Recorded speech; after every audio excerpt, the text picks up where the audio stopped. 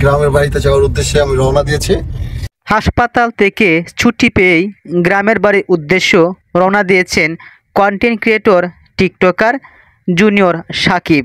আপনারা জানেন গত 9 জুলাই জুনিয়র সাকিব তার বিশেষ অঙ্গ হারিয়েছেন। জাম্মু আবার এবার অনেকটাই সুস্থ হয়েছেন জুনিয়র সাকিব।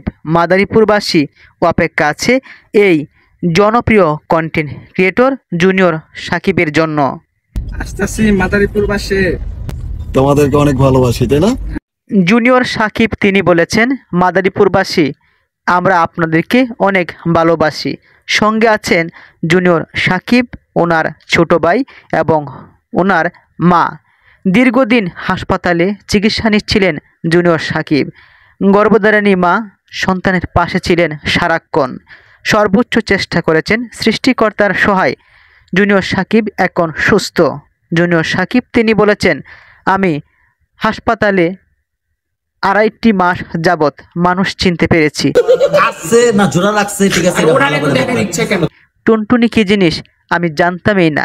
যারা জুনিয়র সাকিবকে নিয়ে ট্রল করেন তাদের উদ্দেশ্য জুনিয়র সাকিব তিনি বলেছেন, আমি জীবনে অনেক কিছু শিখতে পেরেছি আপনাদের জন্য। এরকম বিপদে না পড়লে কখনোই বুঝতে পারতাম না যে টুনটুনি কি জিনিস।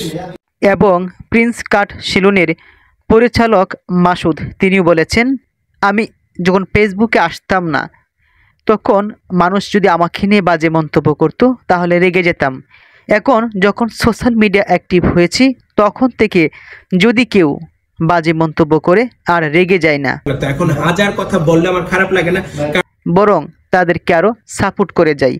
জুনিয়র সাকিব তিনি বলেছেন, মানুষের সমালোচনায় আজ তুমি এই পর্যন্ত আসতে পেরেছো। জুনিয়র সাকিব তাই কারো সমালোচনাকে পাত্তা দিতে চান না। আপনারা পাগল হয়ে গেছেন না। তিনি সকলের কাছে দোয়া চেয়েছেন এর পূর্বে। তাছাড়াও জুনিয়র সাকিব কয়েকদিন পূর্বে এক ভিডিও বার্তায় লাইভে এসে তিনি বলেছিলেন, আমি যদি কোনো ভুল করে থাকি শিখাকে ভালোবেসে আপনারা আমাকে ক্ষমা করে দিবেন। ভুল তো মানুষেরই হয়। জুনিয়র সাকিব তিনি হয়তো আবেগের বশত হয়ে শিখা খানের সঙ্গে ভিডিও তৈরি করার জন্য মনস্থির করেছিলেন।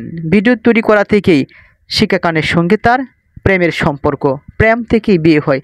বিবাহিত জীবনের 1.5 বছর পর তাদের সংসারে নেমে আসে পারিবারিক কলহ, যার ফলেই জুনিয়র সাকিবের বিশেষ অঙ্গ হারান শিখা।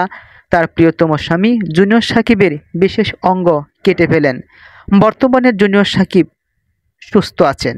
তিনি ফিরছেন ওনার নিজ এলাকায়। জুনিয়র সাকিবকে অনেকে সাহায্য করেছেন। আমার মোবাইল চুরি করছে, আমার আবেগে কাজ করছে, বিবেকে কাজ করে নাই। কয়েকদিন পূর্বে তোফাজ্জল হোসেন ঢাকা বিশ্ববিদ্যালয়ে ভাত খাওয়ার পর মৃত্যু হয়। এমন সমসাময়িক বিষয় নিয়ে জুনিয়র সাকিব নীরব প্রতিবাদ করেছেন। জুনিয়র সাকিবের সঙ্গে কন্টেন্ট তৈরি করেছেন অনেক ভক্তরা। এভাবেই জুনিয়র সাকিবকে অনেক ভক্তরাই ভালোবাসেন।